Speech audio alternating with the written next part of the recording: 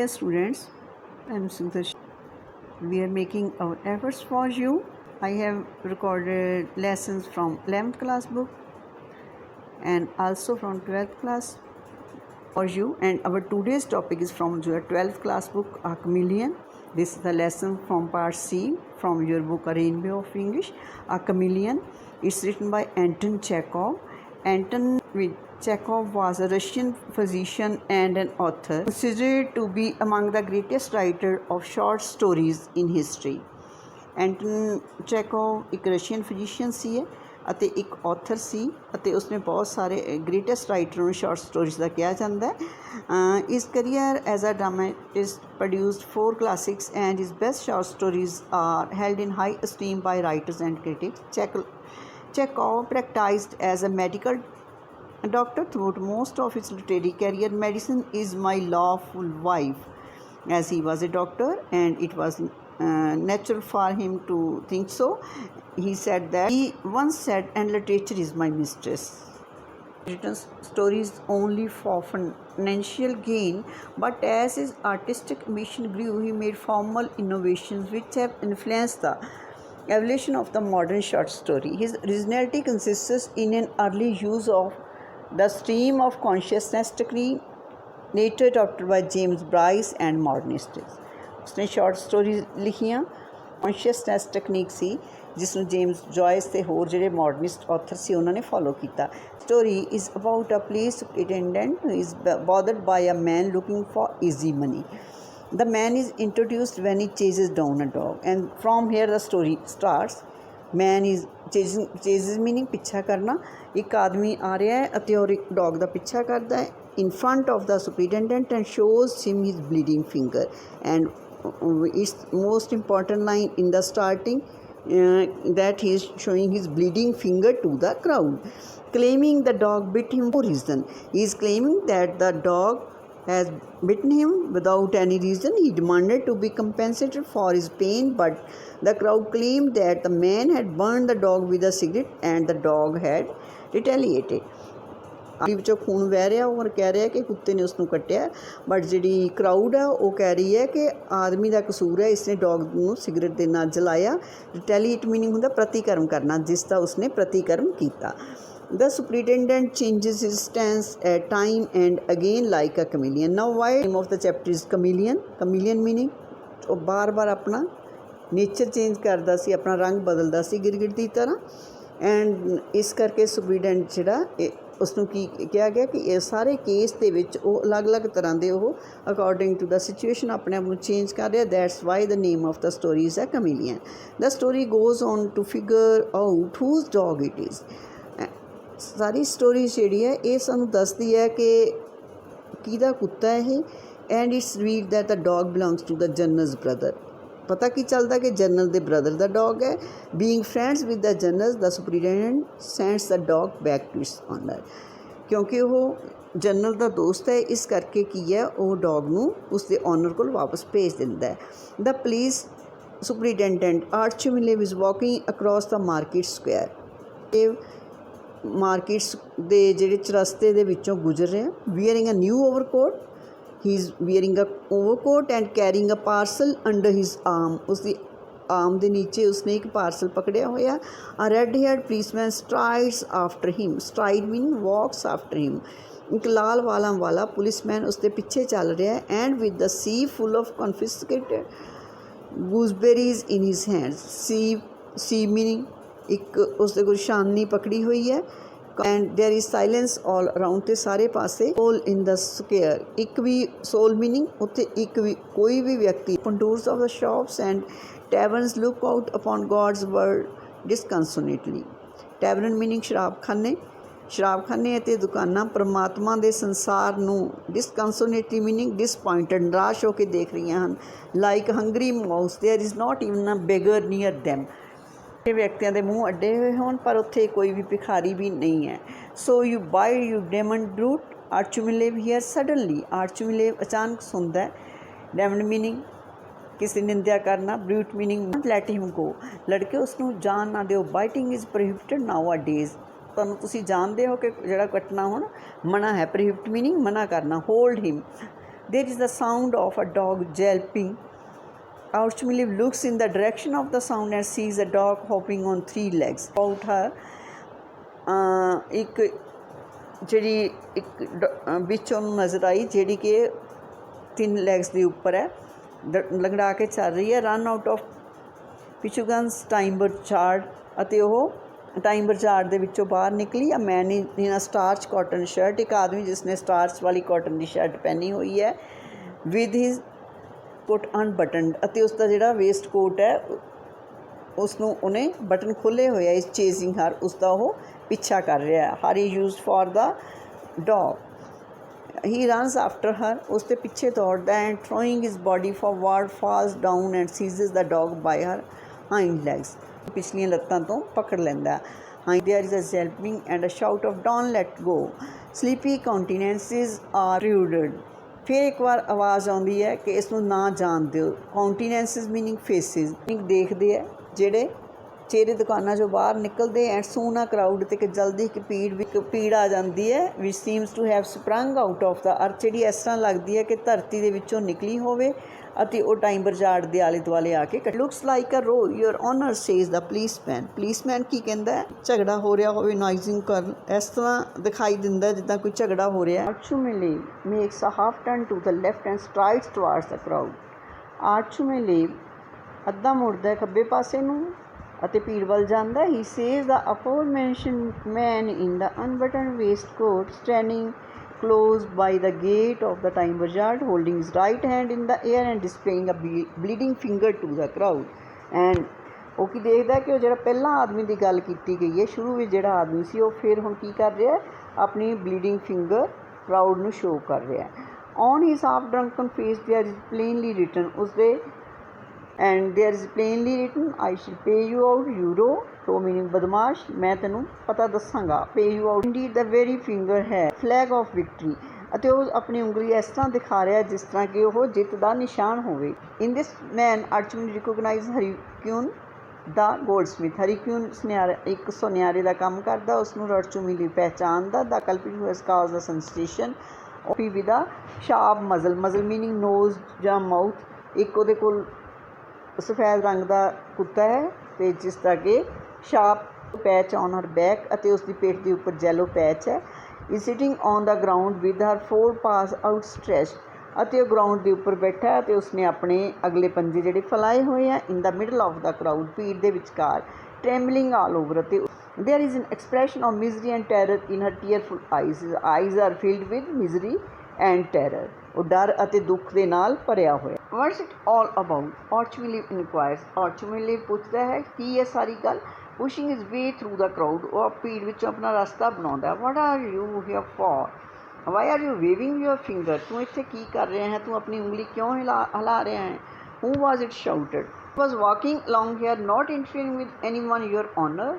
Your honour, ਸ਼੍ਰੀਮਾਨ ਜੀ, ਸਨਮਾਨ ਦੇ ਨਾਲ ਸੁਪਰਿੰਟੈਂਡੈਂਟ ਨੂੰ ਕਹਿੰਦਾ ਹੈ ਹਰੀਕਿਊਨ ਕਿ ਮੈਂ ਇੱਥੇ ਸਿਰਫ ਚੱਲ ਹੀ ਰਿਹਾ ਸੀ, ਮੈਂ ਇੰਟਰਫੀਅਰ ਨਹੀਂ ਕਰ ਰਿਹਾ ਕਿਸੇ ਨਾਲ। Khryukin begins coughing into his fist, ਉਹ ਆਪਣੇ ਹੱਥ ਮੂੰਹ ਦੇ ਅੱਗੇ ਕਰਕੇ ਖੰਘਦਾ ਹੈ।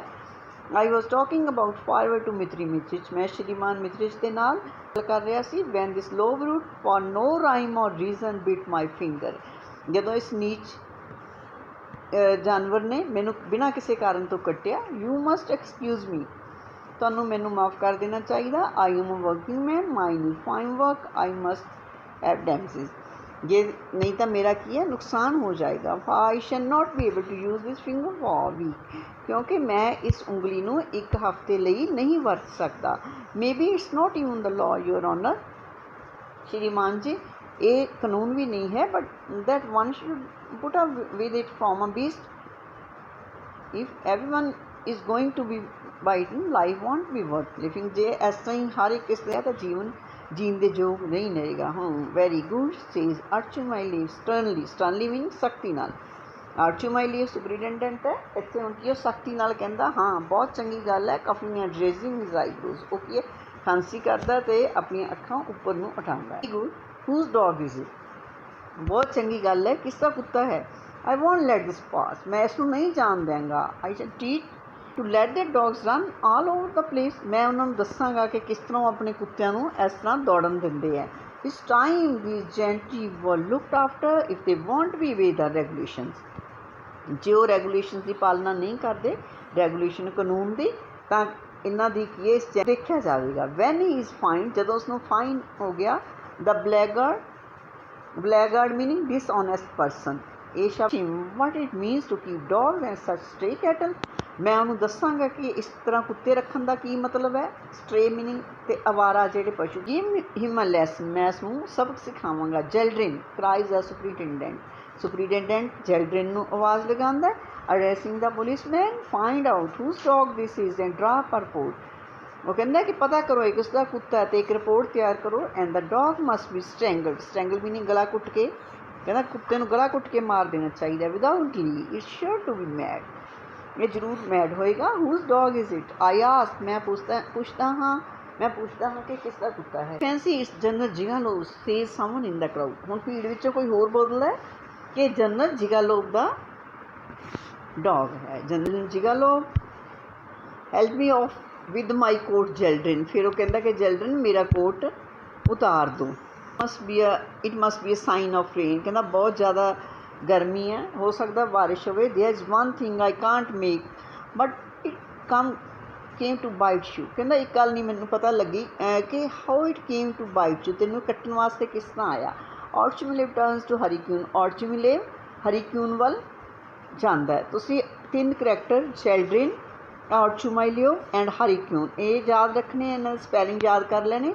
ਔਰਚੁਮਾਈਲਿਓ ਪੁਲਿਸ ਸੁਪਰਡੈਂਡੈਂਟ ਹੈ, ਜੈਲਡਰਨ ਉਹਦਾ ਨਾਲ ਇੱਕ ਪੁਲਿਸਮੈਨ ਆ, ਔਰ ਹਰੀਕਿਊਨ ਕੌਣ ਹੈ, ਜਿਸ ਦੇ ਉਂਗਲੀ ਨੂੰ ਕੁੱਤੇ ਨੇ ਕੱਟਿਆ। Surely it couldn't reach your finger, ਯਕੀਨਨ ਇਹ ਤੇਰੀ ਫਿੰਗਰ ਤੱਕ ਨਹੀਂ ਪਹੁੰਚ ਸਕਦਾ ਸੀ। It's a little dog and you are a great hulking fellow, ਕਹਿੰਦਾ ਇੱਕ ਛੋਟਾ ਕੁੱਤਾ, ਹਕਿੰਗ ਮੀਨਿੰਗ ਵੱਡਾ, ਅਤੇ ਤੂੰ ਬਹੁਤ ਵੱਡਾ ਆਦਮੀ ਹੈ। You must have scratch your finger with a nail, ਤੂੰ ਜ਼ਰੂਰ ਆਪਣੀ ਜਿਹੜੀ ਉਂਗਲੀ ਨੂੰ ਨੇਲ ਦੇ ਨਾਲ ਸਕ੍ਰੈਚ ਕੀਤਾ, ਨੇਲ ਦੇ ਨਾਲ ਕੱਟਿਆ। And then the idea stuck you to get damages for it, ਅਤੇ ਫਿਰ ਤੈਨੂੰ ਇਹ ਆਈਡੀਆ ਮਨ ਵਿੱਚ ਪੈਦਾ ਹੋ ਗਿਆ ਕਿ ਇਸ ਦੇ ਨੁਕਸਾਨ ਦੀ ਚੁਕਤਾ ਕਰਾਂ।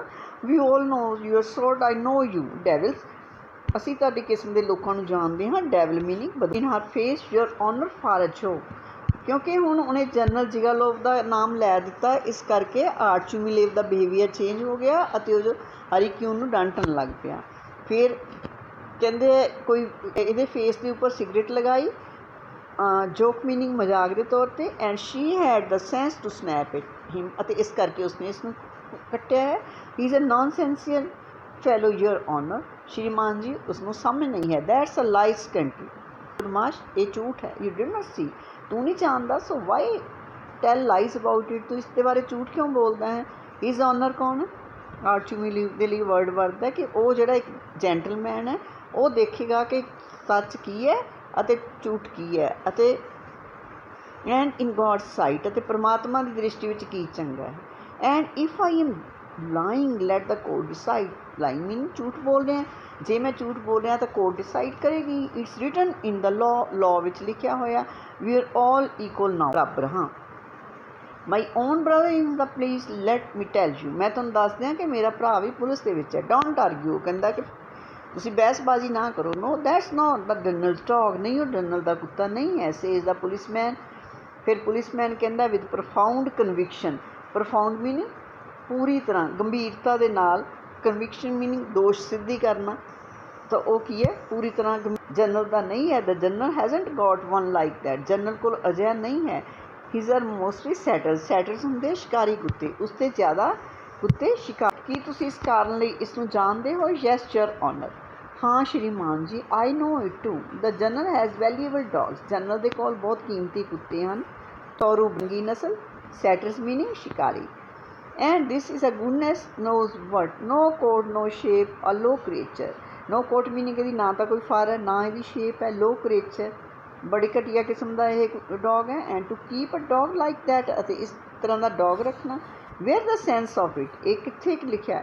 If a dog like that were to turn up in Petersburg or Moscow, do you know what would happen, ਕਿ ਜੇ ਇਸ ਤਰ੍ਹਾਂ ਦਾ ਕੁੱਤਾ ਪੀਟਰਸਬਰਗ ਔਰ ਮਾਸਕੋ ਦੇ ਵਿੱਚ ਹੋਵੇ, ਤੁਹਾਨੂੰ ਪਤਾ ਕੀ ਹੋਏਗਾ। He would not worry about the law, ਉਹ ਕੀ ਹੈ ਕਾਨੂੰਨ ਦੀ ਪਰਵਾਹ ਨਹੀਂ ਕਰਨਗੇ। ਇਟ ਇਨ ਅ ਟਵਿੰਕਲਿੰਗ, ਉਹ ਇੱਕ ਪਲਕ ਦੇ ਝਪਕਣ ਵਿੱਚ ਇਸ ਨੂੰ ਗਲਾ ਘੁੱਟ ਕੇ ਮਾਰ ਦੇਣਗੇ। You have been injured Khryukin, Khryukin ਤੂੰ ਇੰਜਰ ਹੋ ਗਿਆ। And we can't let the matter drop, ਅਤੇ ਅਸੀਂ ਇਸ ਮੈਟਰ ਨੂੰ ਨਹੀਂ ਛੱਡ ਸਕੇ। You must give them a lesson, it's high time.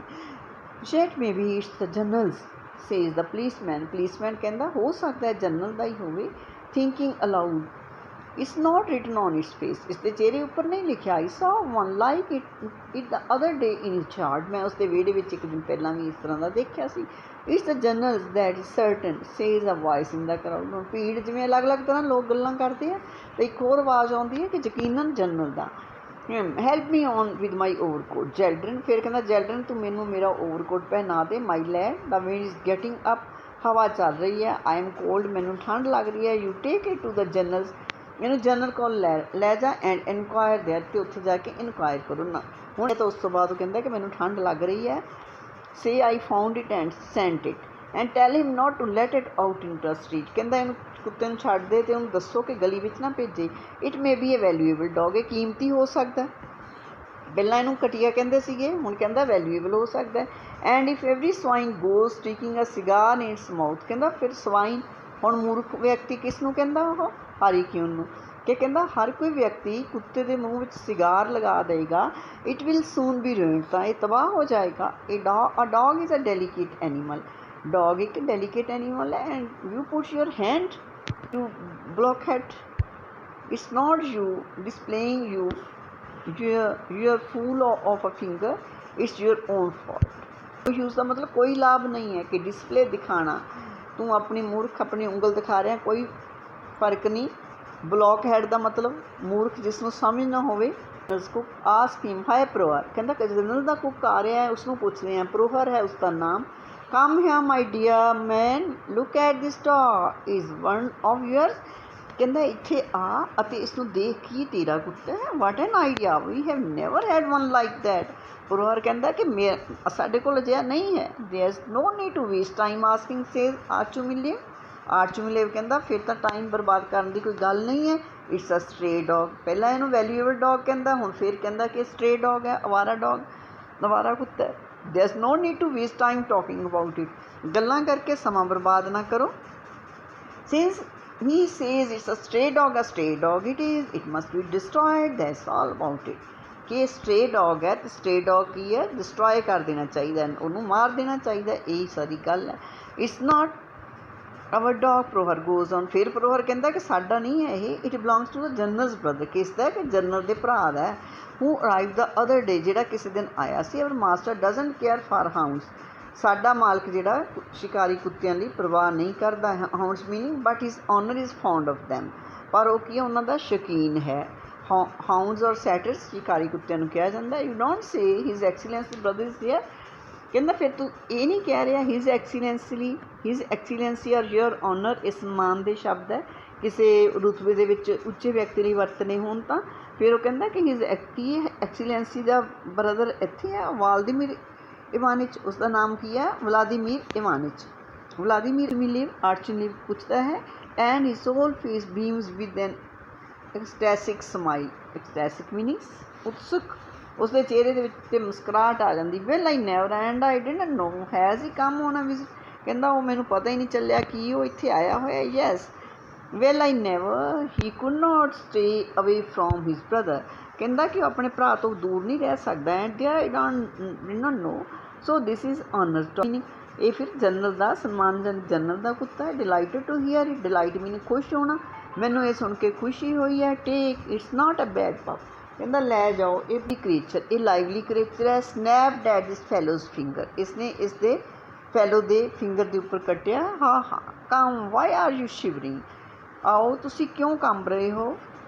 The rose angry a nice little ਪਪ, ਕਹਿੰਦਾ ਪਪ। ਪ੍ਰੋਹਰ ਕਾਲਸ ਦ ਡੌਗ, ਪ੍ਰੋਹਰ ਕੁੱਤੇ ਨੂੰ ਬੁਲਾਉਂਦਾ। And walks away from the timber yard with her, ਅਤੇ ਉਹ ਟਾਈਮਬਰ ਯਾਰਡ ਤੋਂ ਉਸ ਤੋਂ ਚਲਾ ਜਾਂਦਾ।